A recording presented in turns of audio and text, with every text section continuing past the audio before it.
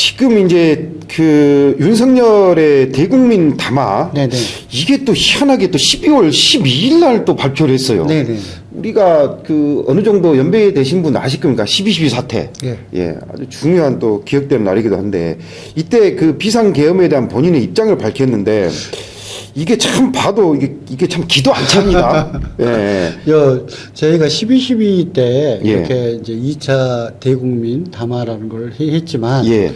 정반대로 이제 뭐 나중에 우리가 또 이제 방송할 거예요. 윤석열이가 출마 선언을 했었던 예. 그 날에 대한 느낌, 예. 그 날이 갖고 있는 의미도 나중에 아마 할 거고요. 예, 예. 윤석열 대국민 담화는 1차, 2차로 나눠집니다. 예. 첫 번째는 뭐냐면 계엄을 선포했었던 12월 3일 날. 예. 짧죠, 굉장히. 예, 예.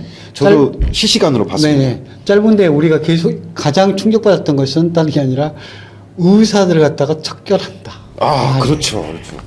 이해가 할 수 없는 네네. 그런 멘트가 있었습니다. 네네네네. 예. 척결이라는 용어를 민주사회에서 쓴다는 것 자체가 네네네. 예, 무슨 북한군이 쳐들어왔을 때 척결하는 것도 아니고 예. 그런데 12월 12일 같은 경우는 이제 탄핵, 1차 예. 탄핵이 부결되고 예, 그렇죠. 2차 탄핵 투표를 갖다가 남겨두고서 3일 예. 정도 남겨두고서 예. 했었던 담화. 나는 이렇게 하고 했어. 예. 우리한테 이제 기억되는 건 뭐냐면 이것은 내가 하려고 했으면 완전히 퍼펙트하게 했으면 니들 다 죽었어. 예. 연습으로 한 거야. 예. 그 말이 제일 기억에 남으실 거예요.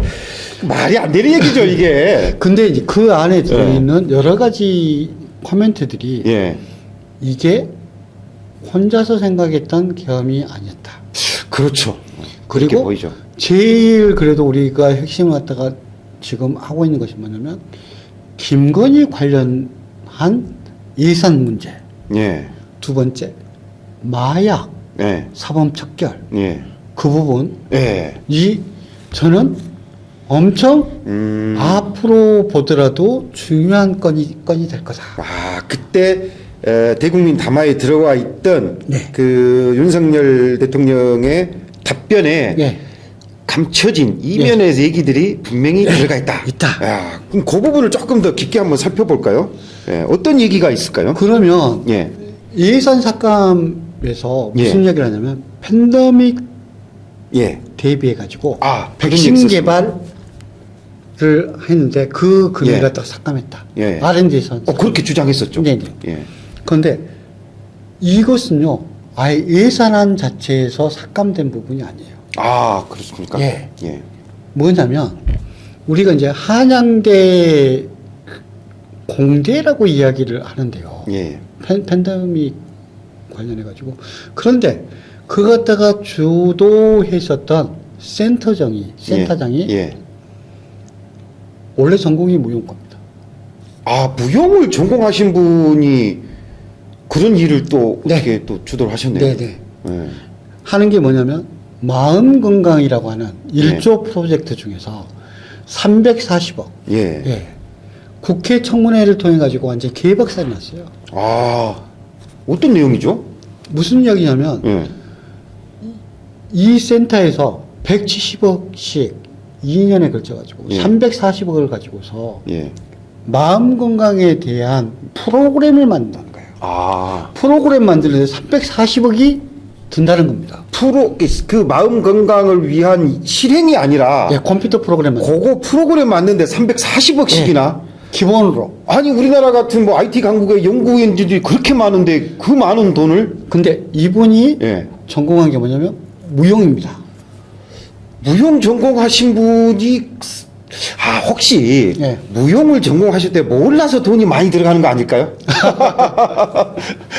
정신건강을 전공하셨던 분 같으면은 프로그램을 전공하신 분이 해법을 했으면 이렇게 예산 많이 안 들어갔을 것 같은데. 그래서 이제 이분을 갖다가 언제부터 밀어줬느냐라고 예. 하는 것은 이제 윤석열 정권이 만들기 예. 전에 한참 전에 EBS라고 하는 방송이 있습니다. 그렇죠. EBS라는 방송에 뭐가 나오냐면 미래에 대한 산업이 어떻게 발전할 것인가에 예. 뜬금없이 이 사람이 나와요.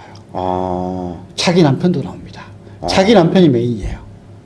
자기 남편이 한양대 교수입니다. 아, 이 여자는 한양대학교하고 관련이 없는데 나중에 김건희하고 친해지면서 이 프로젝트를 갖다가 맡게 되면서 한양대 공대 교수로 들어오게 됩니다. 아, 그러니까 김건희 여사하고의 어떤 관계 때문에 무용 전공하신 분이 느닷없이 갑자기 한양대 교수로 들어가고 그 사람을 통해서 그 마음건강 프로젝트라는 프로그램 340억이 만들어졌다. 네. 그런 예산이 세워졌다. 네.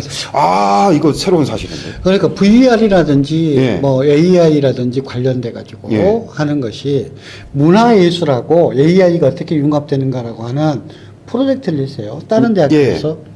근데 그거 보시면 여러분들은 완전히 화낼 겁니다. 지금 다 삭제됐는데 왜 그러냐면 너무 허접해요. 돈을 그렇게 쳐받고 나서 이렇게 허접하게 만든다지.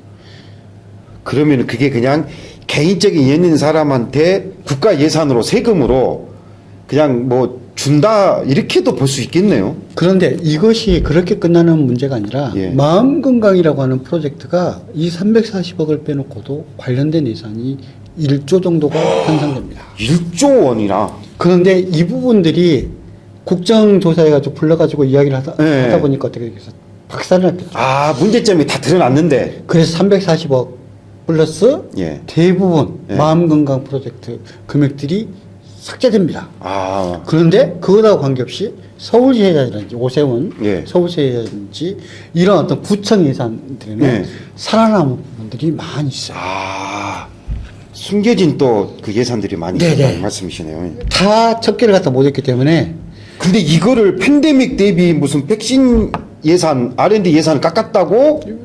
그런데 기재부에서는 오질 않았어요. 그 금액 자체가. 아, 그런데 국정조사에서 해가지고 잘린 걸 가지고서 이 금액이 잘렸기 때문에 나라를 갖다가 망하게 하려고 한 것이다라고 주장을 하는 거죠. 야, 이거 뭐 완전히 엉뚱한 주장이네요. 네. 아니, 기재부에서도 자기들이 또 공무원들이 얼마나 똑똑합니까? 네. 본인이 봐도 이건 아닌 것 같다 싶어서 예산을 올리지도 않았으니까 올리지도 않은 예산은 사실 삭감도 아니지 않습니까? 뭐 올려야지 깎기라도 하죠. 네. 근데 이거를 국민들한테 완전히 허위 사실을 얘기하는 거네요. 그 다음에 이제 두 번째가 뭐냐면, 예, 이제 예. 다른 이제 특활비라든지 특경비 이야기들을 갖다가 하면서. 아, 그렇죠. 그 얘기를 뜬금없는 했었죠. 이야기를 합니다. 예. 특활비나 특경비를 가지고서 경찰이나 검찰이 뭐 하려고 하셨다? 마약 수사, 예. 그죠. 금융사기, 예. 사회약자, 예. 대상 범죄에 대해서 쓰겠다. 네, 이 얘기. 거짓말이잖아요. 그렇죠. 예. 거짓말인데 영등포 경찰서 예. 하면은 생각나죠. 아, 마약 수사. 맞습니다. 말레이시아. 맞습니다. 예. 그거 위에서 압력 내려가지고 네. 수사하다가 뭐 외압이 좀 있었다. 네. 이런 식으로 국회에서도 발언도 하고 한참 그리고 이슈가 나서 됐었죠. 잘렸죠. 아, 그랬죠. 네, 예. 좌천돼가지고 딴 데로 쫓겨났습니다. 예. 그런데 문제는 뭐냐면 이때 말레이시아로 그 전에 예. 누가 가냐면 한국경찰청장이 갑니다. 아, 한국 경찰청장요? 네. 말레이시아 왜 갔습니까? 서로 간에 마약 수사에 대해서 공조한다고 갔다는 겁니다. 마약 수사 공조 때문에. 네. 예. 그런데 스토리는 그게 아니에요. 아, 스토리. 겉으로 드러난 거는 마약 수사 공조지만은 숨겨진 이면은 다른 얘기가 있다. 무슨 얘기가 있어요? 그러다 보니까 이제 무슨 이야기가 나오냐면 마약을 갖다가 사용하는 사람들 뭐 이철규 아들부터 시작해가지고 엄청 많지 아, 그렇죠. 않습니까? 최근에 뭐 유명 그러면 자제들. 수요는 늘었는데 예. 공급하는 사람도 있어요. 예. 공급자들이 누구다? 공급자를 갖다가 두 개로 나누겠다. 아. 선뜻 이해가 잘 안 되는데요? 공급자를 어떻게 둘로 나누냐? 예. 김건희하고 친한 애하고 김건희하고 친하지 않는 애를 나누겠다. 그래서 마약 수사는 누구만 하면 된다? 예. 김건희하고 안 친한 애들을 말살시키면 예. 자기들이 한국 마약 시장을 독점할 수 있다. 그거 최근에 뭐 개봉된 영화들이나 나오는 그 소설 속의 상상 얘기 같은데 그게 지금 현실로 이 드러나 보인다. 그런 말씀이시네요. 그렇기 때문에 예. 실제로 예. 뜬금없이 마약 수사 잘하고 있었단 말이야. 예. 왜 그러냐면 1조 넘는 마약 사범도 잡았고 예. 너무 잘하고 있어. 아. 예산이 없어도 예. 대한민국 경찰이. 예. 그런데 어떤 놈은 잡고 어떤 놈은 안 잡기 위해 가지고 노력하고. 아, 그 선택적 이 부분에 지금 문제점이 있는데 그걸 감추려고 마치 그 예산을 깎아가지고 이렇게 수사를 못할 수도 있다라고 이제 그 어떻게 보면은 강변을 했는데 이 부분이 바로 예. 뭐다? 김건희표 예산이다. 아, 마약 독점 부분은 아. 누구한테 맡길 거냐? 제가 생각에는 콜걸이 친했던 마약을 예, 만들려고 했다. 아, 마약 시장을 재편하려고 했다. 예, 하는 것이 야, 윤석열 12.12 대국민 2차 담화에서 나온 내용이라고 주장하고 있다. 이건 아마 제가 보기에는 계속적으로 나오지 않을까. 숨겨진 얘기다. 이게 이제 만약에 정권이 바뀌면은 이쪽 부분도 뭐 대대적으로 그 좀 뭐 확인될 필요는 좀 있겠습니다. 그러다 보니까 실무적 이야기가 나오는 거예요. 아, 마약 사범에 예. 대해서 예. 조사를 갖다가 중단시켜버린 것이 실제적으로 실무적이기 때문에. 아, 이게 특정인의 좀 편이 특정인과 친한 사람, 네. 네, 그 카르텔을 보호하기 위한 모종에 보이지 않았던, 네. 보이지 않았던 선이 있었다. 실제로는 말씀이시네요. 이거죠. 시장은 똑같다. 예. 왜 그러냐면 우리나라 대한민국은 마약 청정국으로 가려고 하는 것이 목표가 아니다. 이철규 아들도 마약을 먹어야 되니까. 예. 근데 문제는 뭐다? 그 마약에서 생기는 불로소득은 예. 콜걸 위주로 돌아가야 된다. 내 것은 따로 챙겨야 되겠다. 네. 그런 의미가 있습니다. 야, 하여튼 이 부분은 다음 정권에서 정말 좀 긴밀하고 세밀하게 들여다봐서 문제점을 좀 확인할 필요가 있을 것 같습니다. 네. 예, 윤석열의 대국민 담화 속에 숨겨진 그 이면의 이야기 한번 살펴봤습니다.